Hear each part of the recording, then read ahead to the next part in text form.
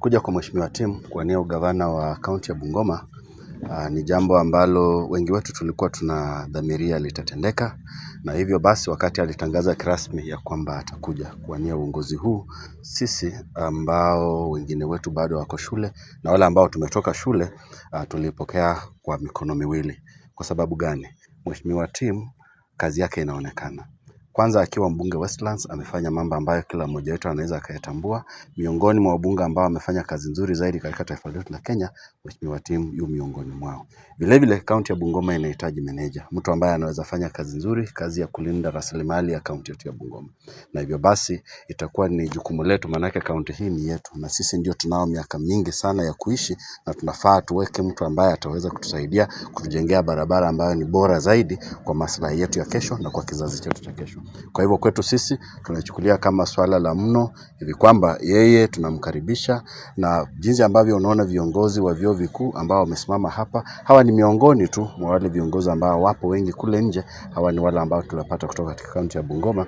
Tumekubaliana kwa kauli moja ya kwamba Mheshimiwa Tim pamoja na uongozi wake kwa kauli moja tutatembea na yeye ili tukaweze kumpa nafasi na kumpa fursa ya kuongoza kaunti yetu ya Bungoma na kuhakikisha ya kwamba kazi ambayo inastahili ifanyike kwa manufaa na kwa minajili ya kuendeleza kaunti yetu kiujumla imetekelezwa. Nitasema hivi ya kwamba kila mja ana siku yake, kwa sababu Mheshimiwa Tim siasa yake yeye kibinafsi hajashikana mkono kwa njia yoyote na spika wa bunge la kitaifa Mheshimiwa Moses Wetangula. Mheshimiwa Moses Wetangula anawania kazi ya siasa katika chama cha Ford Kenya, ili hali Mheshimiwa Tim siasa yake yote ametembea katika chama cha ODM.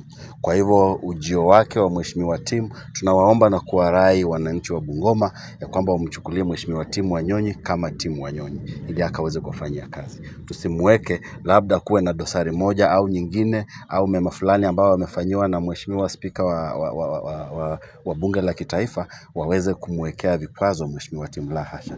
Vile vile jinsi ambavyo demokrasia inaruhusu mtu yeyote anaye ule uwezo wa kusimama na kuania auze sera zake, basi mwananchi mpiga kura ataamua iwapo atampea ile kura au labda atakuwa na wazo tofauti la kumpigia mtu mwingine kura. Kwa hivyo Mheshimiwa Tim amekuja kama Mheshimiwa Tim, na wala nawaomba ya kwamba tusimwekee vile vikwazo ya kwamba familia iwe ni kikwazo kikuja kumweza kumvuta miguu chini kumweleza ya kwamba asiwanie hiki kiti.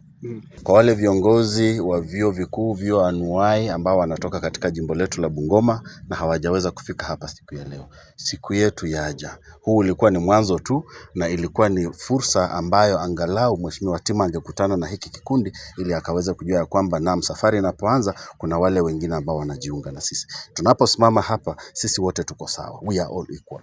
Hayupo yule ambaye ni mkuu zaidi ya mwingine. Na hivyo basi wakati vyuo vikuu na vyuo vya anuwai watafunga tukija nyumbani mwezi wa 8, nitaomba ya kwamba tuhakikishe kusukuma Mheshimiwa Tim apate nafasi angali sali moja akaweze kukutana nao kiujumla ili tukaweze kutangamana na kushauriana kwa njia mwafaka ambayo itatustahili wakati ule ukifika.